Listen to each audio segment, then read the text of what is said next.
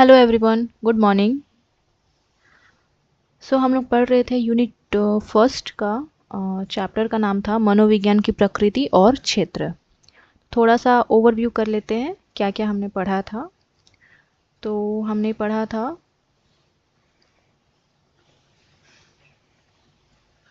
वस्तु तो हमने देख लिया था कि ये सब पढ़ना था हमें। मनोविज्ञान की परिभाषा और लक्ष्य हमने पढ़ लिया था।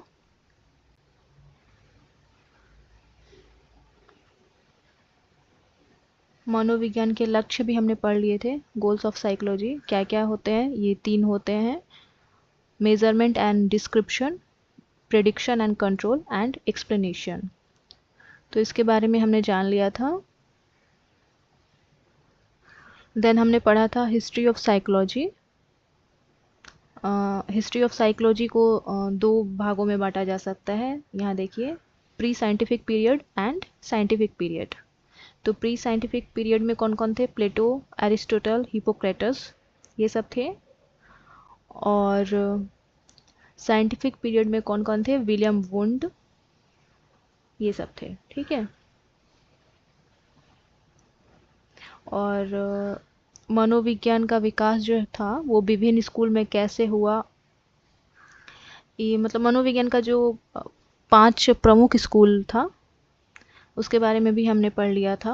संरचनावाद, प्रकार्यवाद या कार्यवाद, व्यवहारवाद, गेस्टाल्ट मनोविज्ञान एंड मनोविश्लेषण। और development of psychology in India, इसके बारे में भी हमने पढ़ लिया था कि भारत में मनोविज्ञान का विकास किस प्रकार से हुआ था। आज जो हम पढ़ने वाले हैं वो है मनोविज्ञान एवं अन्य विषय। इसके बारे में आज हम पढ़ेंगे, साइकोलॉजी एंड अदर डिसिप्लिन्स। ठीक है। ये कैसे रिलेट करता है अदर सब्जेक्ट्स के साथ। ठीक है। तो सबसे हमारा जो पहला है वो है दर्शन शास्त्र। ठीक है। कहा जाता है कि मनोविज्ञान की जनक जो है वो दर्शन शास्त्र है।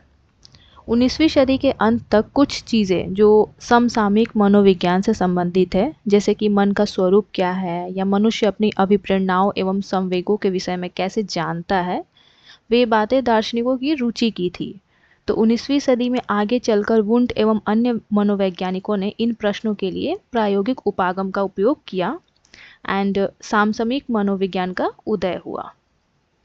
विज्ञान के रूप में मनोविज्ञान के उदय के बाद भी यह दर्शन शास्त्र से बहुत कुछ लेता है, विशेषकर ज्ञान की विधि तथा मानव स्वभाव के विभिन्न क्षेत्रों से संबंधित बातें।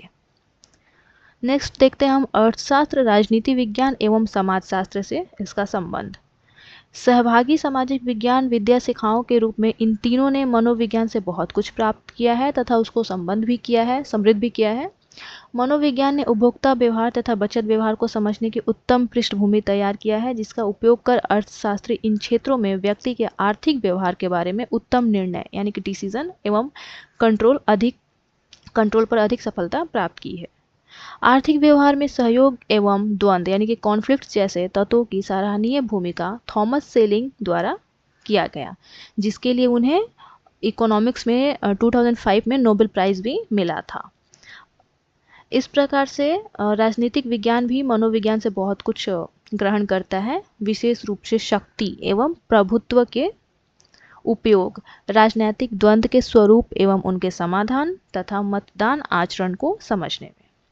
मनोविज्ञान एवं समाजशास्त्र एक दूसरे के साथ मिलकर विभिन्न सामाजिक सांस्कृतिक संदर्भों में व्यक्तियों के व्यवहारों को समझने एवं उनकी व्याख्या को व्यक्त करते हैं। नेक्स्ट है हमारा कंप्यूटर विज्ञान। तो अब देखते हैं कंप्यूटर विज्ञान कैसे संबंधित है। प्रारंभ से ही कंप्यूटर मानव स्वभाव का अनुभव करने का प्रयास करता रहा है। कंप्यूटर की संरचना, उसकी संगठित स्मृति, सूचनाओं के क्रमवार एवं साथ साथ प्रक्रमण आदि में ये बातें देखी जा सकती है। कंप्यूटर वैज्ञानिक तथा इंजीनियर केवल बुद्धिमान से बुद्धिमान कंप्यूटर का निर्माण नहीं कर रहे हैं, बल्कि ऐसे मशीनों को बना रहे हैं जो संवेद एवं अनुभूति को भी जान सके। इन दोनों विद्या शाखाओं में हो रहे विकास संज्ञानात्मक विज्ञान के क्षेत्र में सार्थक योगदान कर रहे हैं। नेक्स्ट है हमारा विधि एवं अपराध शास्त्र। एक कुशल अधिवक्ता तथा अपराध शास्त्री को मनोविज्ञान के ज्ञान की जानकारी ऐसे प्रश्नों, कोई गवाह एक दुर्घटना, गली की लड़ाई अथवा हत्या जैसी घटना को कैसे याद रखता है, न्यायालय में गवाही देते समय वह इन तथ्यों को कितनी सत्यता के साथ उल्लेख करता है, झूठ एवं पश्चाताप का क्या विश्वसनीय लक्षण है, किसी आपराधिक कार्य के लिए दंड की किस सीमा को उपयुक्त मान जाए, मनोवैज्ञानिक ऐसे प्रश्नों का उत्तर देते हैं। आजकल बहुत से मनोवैज्ञानिक ऐसे बातों पर अनुसंधान कार्य कर रहे हैं जिसके उत्तर देश में भावी विधि व्यवस्था की बड़ी सहायता करेंगे। संगीत और ललित कला। देखिए, प्रिंट एवं इलेक्ट्रॉनिक संचार साधन हमारे जीवन में बहुत ही बेहतर स्तर पर प्रवेश कर चुके हैं। वे हमारे चिंतन, अभिवृत्तियों एवं संवेगों को बहुत बड़ी सीमा तक प्रभावित कर रहे हैं। यदि वे हमें निकट लाए हैं तो साथ ही साथ सांस्कृतिक असमानताएं भी कम हुई है। तो मनोविज्ञान संचार को अच्छा एवं प्रभावी बनाने के लिए आवश्यक युक्तियों के निर्माण में सहायता करता है। वास्तुकला तथा अभियांत्रिकी। एक वास्तुकार हमेशा यह कोशिश करता है कि उसकी कोई भी संरचना ऐसी नहीं हो जिससे व्यक्ति को मनोवैज्ञानिक असंतुष्टि हो। वह इस बात की हमेशा कोशिश करता है कि उसकी संरचना से व्यक्ति को अभिरुचि यानी कि इंटरेस्ट और हैबिट तथा जिज्ञासा यानी कि क्यूरियोसिटी आदि का संपूर्ण तुष्टि हो। जहाँ इंजीनियरिंग के क्षेत्र का प्रश्न है, इस पर भी मनोविज्ञान का काफ़ी प्रभाव पड़ा है। अभियंता यानी कि इंजीनियर किसी भी मशीन के रूप तथा उसके कार्य रूप का निर्धारण करते समय मानवीय जरूरतों, आदतों एवं सुविधाओं का पूरा ख्याल रखते हैं। अतः मनोविज्ञान इन दो विद्या शाखाओं के साथ भी पूरी तरह घुली मिली है।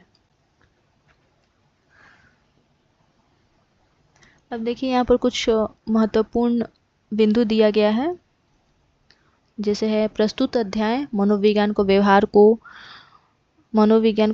मनोविज्ञान मानते हुए उसकी परिभाषा, प्रकृति एवं लक्ष्यों को निरूपित करता है। इस प्रकार से ये ज़्यादा कुछ नहीं है, आप पॉइंट्स है, आप पढ़ सकते हैं। अब हम आते हैं क्वेश्चन आंसर पर। ठीक है, तो सबसे पहला हमारा क्वेश्चन है कि मनोविज्ञान शब्द की उत्पत्ति किस शब्द से हुई है। तो मनोविज्ञान शब्द की उत्पत्ति जो है वो ग्रीक शब्द से हुई है। ठीक है, विलियम वुंट ने प्रथम मनोवैज्ञानिक प्रयोगशाला की स्थापना कहाँ की थी और किस ईयर में की थी। तो ये था हमारा, इसका आंसर था लिप्जिंग विश्वविद्यालय 1879 में। ठीक है, साइके का अर्थ क्या है। साइके का अर्थ है आत्मा। इनमें से कौन सा मनोविज्ञान के लक्ष्य में नहीं आता। तो मनोविज्ञान का जो हमने लक्ष्य पढ़ा था वो तीन था। एक था मापन एवं वर्णन, दूसरा था व्याख्या यानी कि एक्सप्लेनेशन, और तीसरा था पूर्वानुमान एवं नियंत्रण, प्रिडिक्शन एंड कंट्रोल।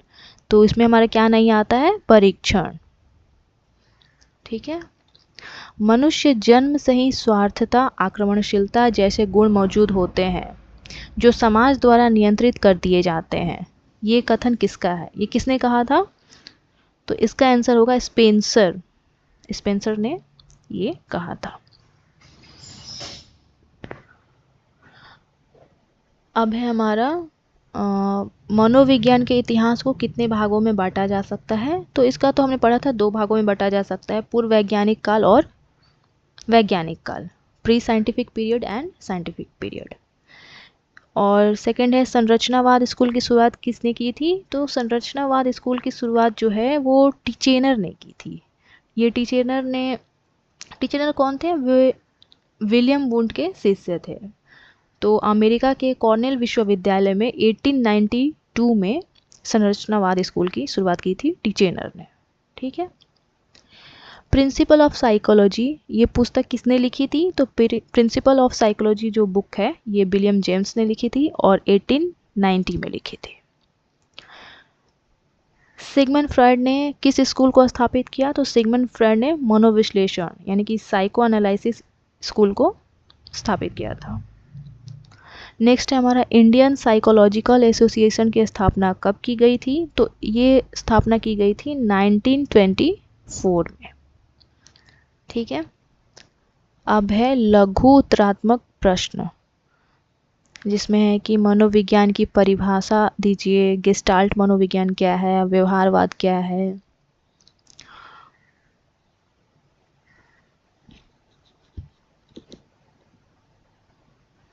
देखिए, गेस्टाल्ट मनोविज्ञान क्या है? तो गेस्टाल्ट साइकोलॉजी जो था वो था, गेस्टाल्ट स्कूल की स्थापना जो थे वो मैक्स वर्दाइमर ने 1912 में किया था, और जो इस स्कूल के सह संस्थापक जो थे वो थे कोहलर एंड कॉफका।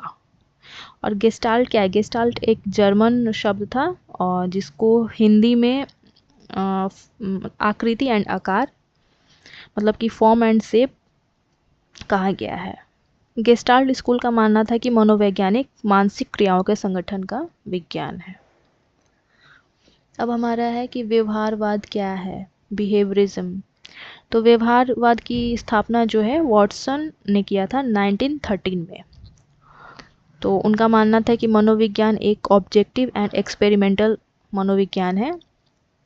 तो अतः इसका विषय वस्तु जो है सिर्फ व्यवहार यानी कि बिहेवियर हो सकता है, चेतना नहीं, क्योंकि सिर्फ व्यवहार का ही अध्ययन वस्तुनिष्ठ एवं प्रयोगात्मक ढंग से किया जा सकता है। ठीक है।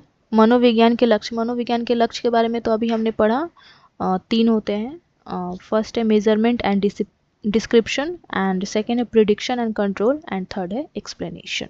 तो इसके बारे में डिटेल से आप देख लीजिएगा। ठीक है। मनोविश्लेषण में फ्रॉयड ने कौन सी विधियां बताई है? तो देखिए, मनोविश्लेषण में फ्रॉयड ने जो विधि बताई थी वो थी एक मुक्त सहचार्य विधि, फ्री एसोसिएशन मेथड, एंड सम्मोहन, हाइपोनेसिस, एंड स्वप्न की व्याख्या, ड्रीम इंटरप्रिटेशन। 3 विधियां थी, ये फ्रॉयड ने बताई थी, और सिगमंड फ्रॉयड ने इस स्कूल को स्थापित किया था। मनोविश्लेषण को एक स्कूल के रूप में सिगमंड फ्रॉयड ने स्थापित किया था। ठीक है। अब यहाँ पर ऐसे टाइप का जो क्वेश्चन है आप ये इसको कर लीजिएगा। फर्स्ट है मनोविज्ञान को परिभाषित करें, मनोविज्ञान के लक्ष्य को विस्तार से समझाएं। सेम है, इसको बस डिटेल में लिखना है हमें। मनोविज्ञान के इतिहास में पूर्व वैज्ञानिक काल को समझाएं, संरचनावाद और प्रकार्यवाद के अंतर को समझाएं, भारत में मनोविज्ञान के विकास का विस्तृत वर्णन कीजिए, मनोविज्ञान का संबंध दर्शन शास्त्र और समाज शास्त्र के साथ समझाइए, वे कौन सी समस्याएं होती है जिसके लिए मनोवैज्ञानिक का अन्य विद्या शाखाओं के लोगों के साथ सहयोग लाभप्रद हो सकता है, किन्हीं 2 समस्याओं की व्याख्या कीजिए, मनोविज्ञान के प्रमुख 5 स्कूल का संक्षिप्त रूप से प्रस्तुत कीजिए। तो बस हो गया, और आज का ये हमारा चैप्टर कंप्लीट हो जाता है आज। सो मिलते हैं नेक्स्ट वीडियो में नेक्स्ट टॉपिक के साथ। तब तक के लिए बाय बाय, टेक केयर।